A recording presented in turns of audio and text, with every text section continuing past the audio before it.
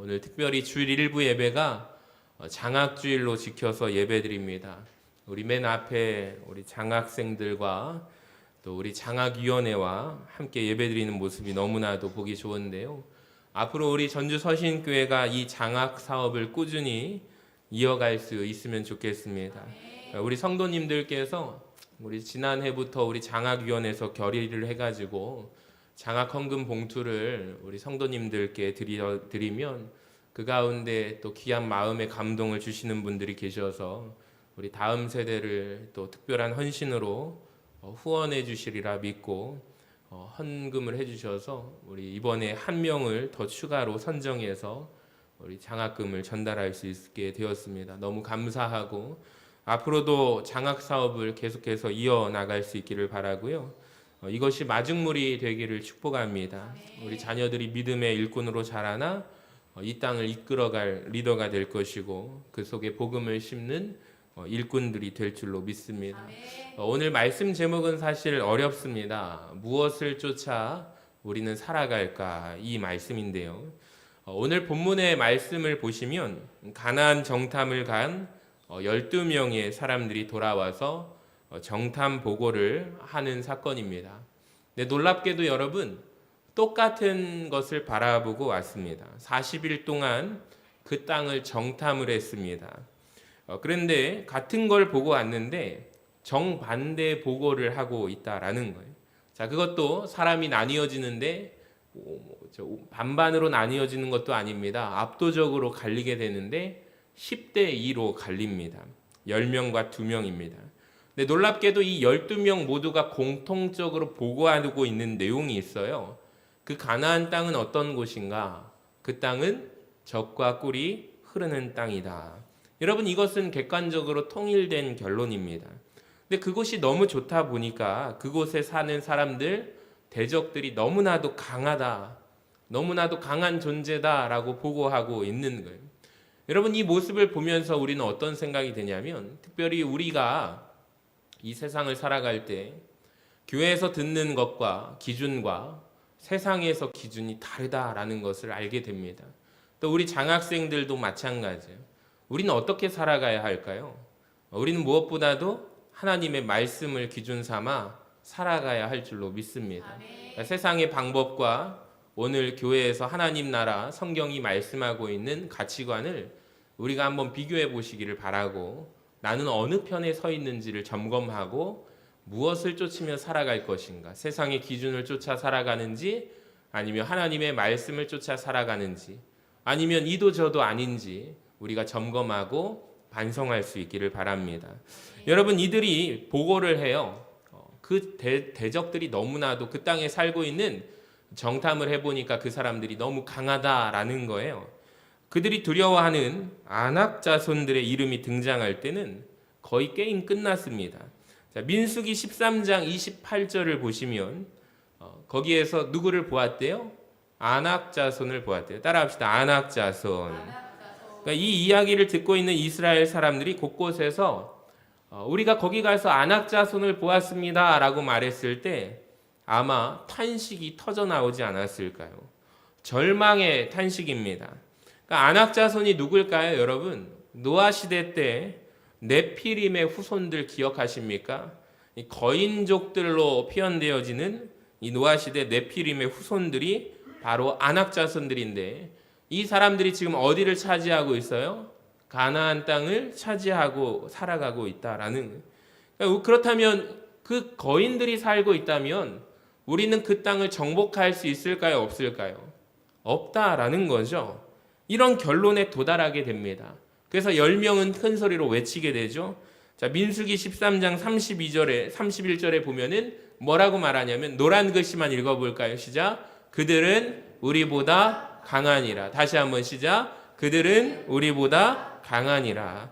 여러분 민주주의의 기본 정신이 무엇일까요? 우리 학생들 민주주의에 대해서 그러니까 국민이 주인이 되고 개개인 저마다의 의견이 무시되지 않고 그들의 의견의 총합으로 나라를 이끌어가는 시스템이 민주주의의 시스템 아닙니까?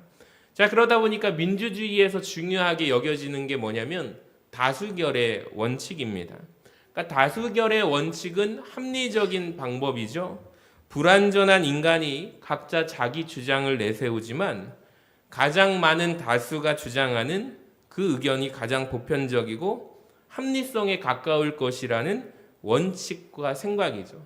그러니까 그런데 그것은 가능성일 뿐이지 진리는 아닙니다. 그러니까 다수결로 많은 사람들이 선택한다라고 해서 그것이 진리가 될까요? 아니죠. 진리에 가까운 것도 아닙니다. 그러니까 불완전한 우리들이 모여서 가능한 진리에 가까운 대답을 얻으려고 몸부림치다 보니까 여러분 이런 다수결의 원리라는 것이 우리에게는 꼭 필요한 원리로 작동되어지는 거죠. 그러니까 오히려 우리는 잘못된 경우도 보게 됩니다. 다수가 선택을 했지만 오히려 잘못된 길로 선택할 수 있다라는 판단의 가능성도 존재한다는 것을 우리는 알 수 있습니다. 역사 속에 그러한 일이 얼마나 많았습니까? 다수의 횡포가 되어버린 결과들이 참 많습니다. 근데 다수결은요, 최고의 방법은 아니지만 최선의 방법이 된다라고 생각을 해요. 그러니까 선택할 수 있는 것 중에 그나마 최고를 선택하는 것, 이게 다수결의 원리입니다. 자, 그런데 또 하나의 다른 유형이 생겨나게 됩니다. 그러니까 오늘날 보면은 다수의 횡포를 그로 말미암아 거부하게 되고 소수주의를 주장하는 이들이 생겨나죠. 그러니까 다수의 횡포 속에서 소수가 희생당하는 것을 목격하면서 이건 옳지 않다라고 판단하면서 부르짖게 되는 것. 이 밑바탕에는 뭐가 깔려 있냐면 정의감이 깔려 있습니다. 그런데 소수가 다수를 누르고 여러분 그렇다면 소수가 보편적이 될 수 있을까요? 그거는 불가능하죠. 그렇게 된다면 오히려 민주주의의 근간을 흔들어버리는 일이 되는 것이기 때문에 불가능한 일입니다. 그러니까 일부의 부조리한 일로 말미암아 전체 기반이 허물어지는 것은 옳은 일일 수가 없다라는 거예요. 자, 그러다 보니까 또 하나의 유형이 생겨나는데 오늘날 이 시대 가운데 이런 사람들이 많아요. 그러면 나는 다수도 싫다. 소수도 싫다. 오직 내 편만이 옳다라고 하는 내편주의가 성행하고 있다라는 거예요. 진리라는 것은 없고 가만히 보니까 다수가 또 부조리한 쪽에 몰표를 던지면 그게 진리는 아닌데 또 소수가 피해를 입게 되고 또 소수에 또 그렇게 하는 것은 또 옳지 않으니 차라리 나는 진리는 없는 상태에서 내가 믿는 신념이 옳고 나와 같은 생각을 하는 사람들을 모아보겠다 생각한다 이렇게 주장하는 사람들이 늘어나고 있다라는 거예요. 여러분 그래서 다수의 의견을 설득해서 자기 편으로 끌고 오려고 많이 애를 쓸 수밖에 없고 거기에 도덕성마저 결여돼서 설득이 아니라 매수까지 해서 잡아오는 일들이 일어나고 있는 현실이죠. 그러니까 오늘날에는 그러니까 이런 유형이 많이 생겨난데요. 남녀노소 세대를 추월해서 듣고 싶은 것만 듣게 되고 보고 싶은 것만 보는 세대가 되어버렸습니다.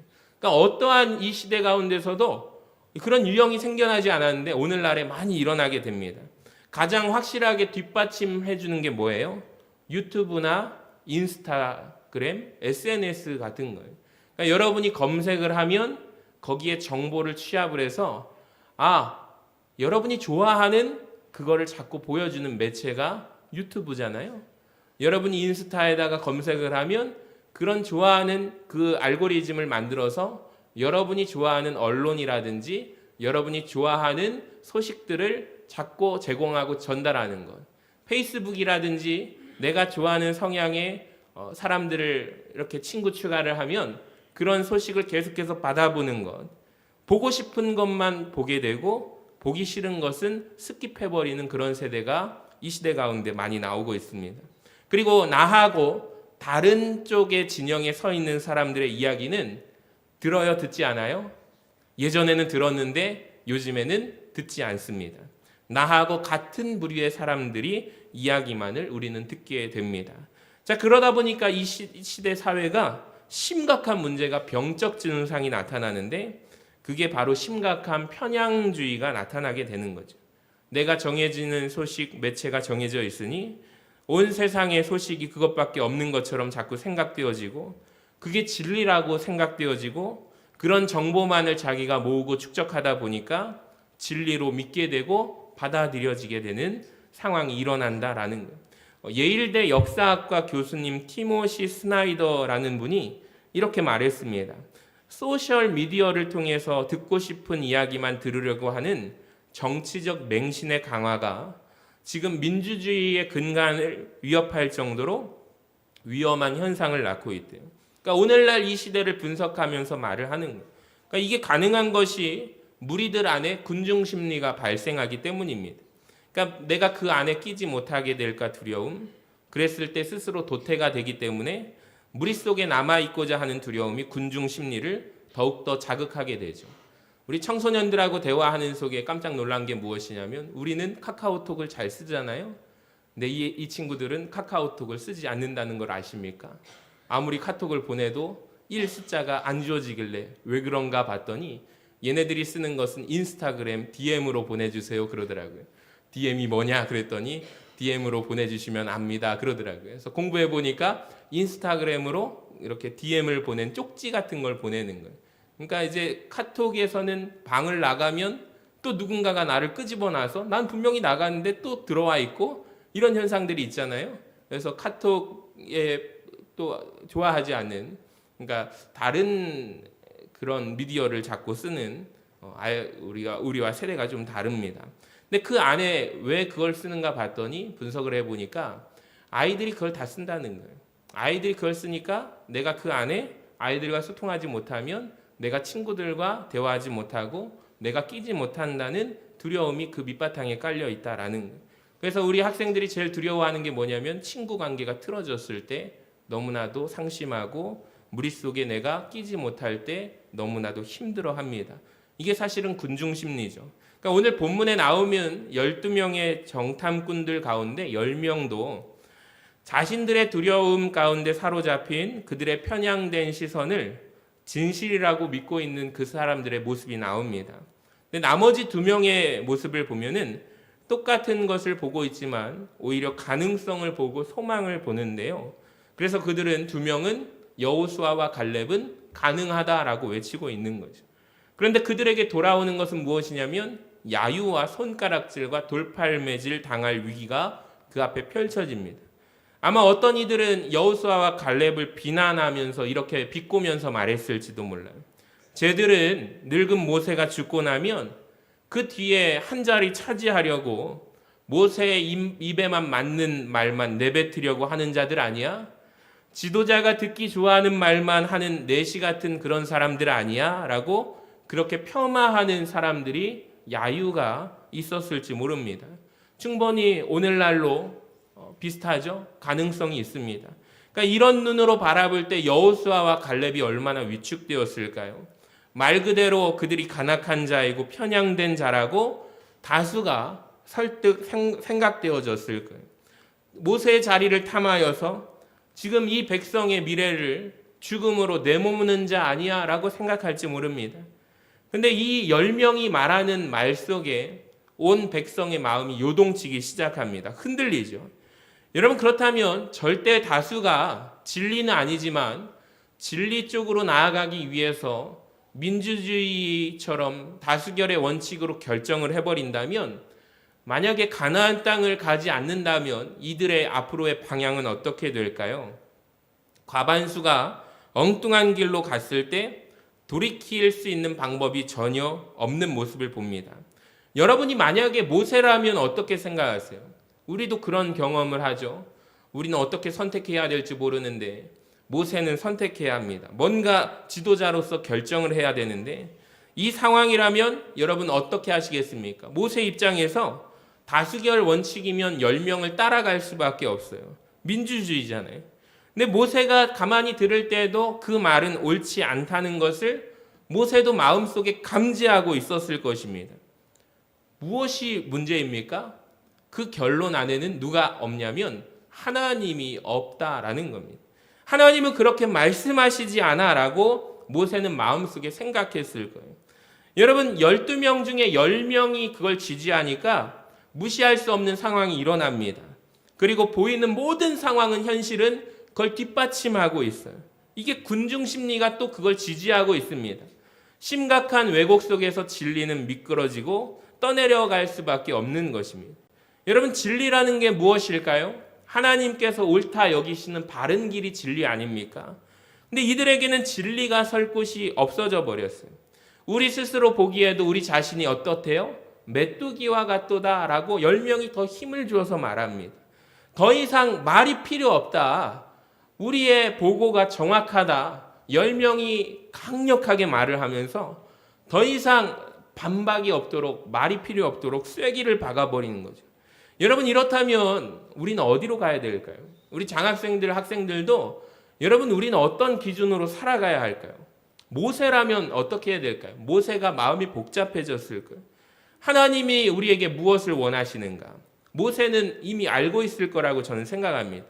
근데 지금 백성들의 방향이 내가 잡아주지 않으면 이게 잘못된 길로 선택할 것 같은데 어떻게 말하고 어떤 기준과 원칙으로 선택해야 할까? 이걸 굉장히 고민할 수밖에 없을 것 같아요. 여러분, 하나님이 임하셔서 이때 이 순간 정리해 주지 않았다면 이스라엘은 아마도 다시 이집트 애굽 땅으로 돌아가 버리지 않았을까요? 하나님께서 간섭하지 않았다면 그들의 결론은 10명이 선택한 대로 다수결의 원칙으로 흘렀을 거고, 광야에서 유리하며 방황하다가 결국에 이스라엘이라는 민족은 역사 속에 사라져버리는 존재가 되고 말지 않았을까.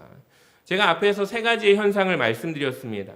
다수결의 원칙을 삼고 우리는 그렇게 다수를 지지하며 살아가야 할까? 아니면 외면당한 소수의 입장을 위로하고 보호하는 소수주의의 원칙으로 살아가야 할까? 아니면 나는 이것도 저것도 싫으니 나는 내 편주의를 따라서 손해보지 않고 그렇게 살아가야 할까? 여러분, 세상에서 경험하고 또 세상에서 자기 나름대로 결론을 맺은 사람은 자기가 이 3가지의 기준 가운데 포함되어서 살아갑니다. 근데 여러분, 우리는 어떻게 살아가야 할까요? 이 셋 중에 우리는 뭔가 하나를 선택해야 될 것 같아요. 강박관념이 생기는데 문제는 하나가 정확한 원인을 분석한다면 하나님이 빠져 있다라는 거예요. 중요한 것은 하나님이 빠져 있는 거죠. 하나님이 존재하신다는 사실은 그들은 잊어버리고 있다라는 것입니다. 약속의 땅에 들어가서 이 땅을 너에게 주리라 하신 분이 누구예요? 하나님이시잖아요. 지금 10명의 정탐 꿈은 이것을 새까맣게 잊어버리고 있는 거예요.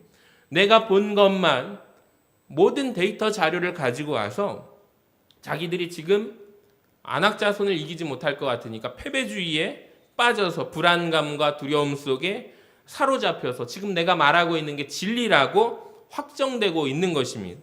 그러니까 하나님이 사실 정탐꾼을 보내신 이유가 그거 바라보라고 패배의식 느끼라고 보냈을까요?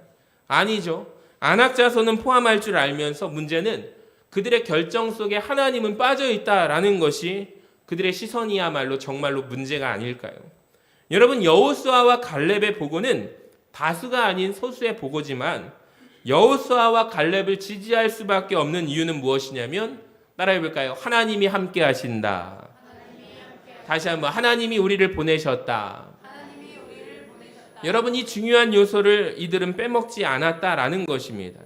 저는 이스라엘 백성 중에 과연 몇 명이나 여호수아와 갈렙을 지지했을까 알 수는 없어요. 근데 하나님은 그들의 선택이 뭐라고 해요? 옳다라고 말씀하십니다.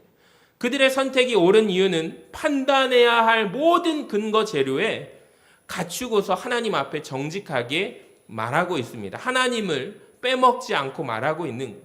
만약에 여러분 가나안 땅에 우리끼리만 들어간다면, 하나님 빼고 자기들끼리 들어간다면 이 10명의 사람들의 말이 맞잖아요.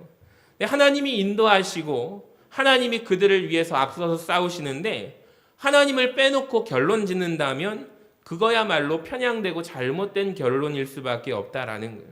그러니까 가나안 정복이라는 것은 이스라엘의 실력이 아니라 하나님의 역사입니다. 여호수아와 갈렙은 그것을 잊지 않고 하나님을 포함시킵니다. 하나님이 하신다면 저 안악자손들 그들은 바람에 나는 겨와 같도다. 메뚜기는 우리가 아니다. 저 사람들이다. 하나님을 그 함수에 포함시켰더니 결론이 완전히 다르게 나오더라라는 거죠. 저는 이게 사실 과학적인 게 아닐까라고 생각을 합니다. 여러분, 요즘 시대가 변하면서 예전에 우리가 몰랐던 것이 전문가들이 나와서 이것은 무엇이고, 자녀들을 양육할 때도 예전에는 우리 엄마들이 자녀들을 양육하는 방법과 전혀 다른 방법으로 우리 자녀들을 양육하죠. 한 번은 우리 친정 엄마를 불러서 우리 친정 어머니 되시는 우리 성도님이 서울을 갔다 오더니, 목사님 다음부터 저 딸네 집 못 갈 것 같아요. 그래, 왜 그러냐고 그랬더니 하루 종일 엄마가 아기를 봐줬는데 그 엄마 고마워서 수고는 한마디만 하고, 엄마 아기는 이렇게 키워야 돼 말로 하는 게 아니에요. 엄마가 아기를 밤에 보고 있는데 카톡으로 띵동 띵동 띵동 띵동 하면서 전문가들의 이야기 소식을 보낸다라는 거예요. 이게 요즘 세대입니다. 아마도 우리 장학생들, 이 친구들이 앞으로 살아갈 시대는 로봇가 아기를 봐줄지도 몰라요. 우리가 상상할 수 없는 시대가 열릴 것입니다. 근데 우리가 그런 여러 가지 전문가들, 세상 지식인들이 말하는 말에 휩쓸려 다니면 안 됩니다. 우리는 그리스도인입니다. 하나님의 말씀을 따라서 살아가야 하는데, 여러분 한번 깊이 돌아보세요.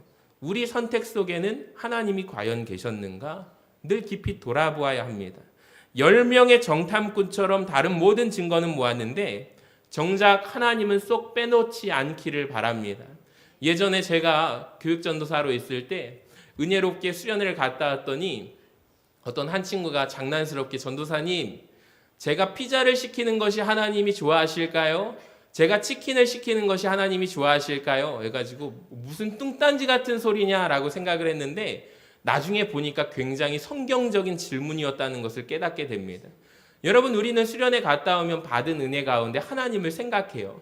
근데 한 일주일, 한 달 지나면 언제 내가 은혜 받았는지 까먹고 살아가는 게 우리 사람의 모습인데, 그 학생의 질문이 수련회 얼마 지나지 않아서 내가 피자를 시키거나 치킨을 시키거나, 보통 때 같으면 내 중심으로 내가 원하는 것, 내 입맛에 맞는 대로 시켰을 거 아니에요. 질문하지도 않았죠. 차라리 전도사님 치킨 시켜주세요 이럴 거예요. 자기가 치킨 좋아하면. 근데 여러분, 하나님을 생각한다는 것이 얼마나 기특합니까? 그러니까 우리의 모든 판단 속에는 근거는 하나님이 계신가? 저는 이 말을 드리고 싶습니다. 내가 내 미래를 그릴 때, 우리 학생들, 내가 그리는 내 인생의 미래 속에 하나님은 있는가? 여기 우리 직장을 구하는 청년들이 있는데, 내가 직장이라고 하는 것을 구하며 살아갈 때 내 직장 속에 하나님이 포함되어 계신가? 그러니까 내가 살아가는 모든 것에 하나님은 포함되어 있는가? 아니면 교회 안에 묶어뒀다가 살아가는 동안은 세상으로 살다가 10명의 정탐꾼처럼 살다가 교회 들어와서는 혹시 나는 여호수아와 갈렙처럼 믿음을 이야기하고 있지는 않는가? 여러분, 우리는 스스로 돌아보았으면 좋겠습니다. 여러분, 오늘 말씀을 통해서 하나님을 항상 잊지 마시고 살아가는 우리 2명의 정탐꾼과 같은 우리 장학생들과 우리 모든 성도님들 되시기를 주님의 이름으로 간절히 축원합니다.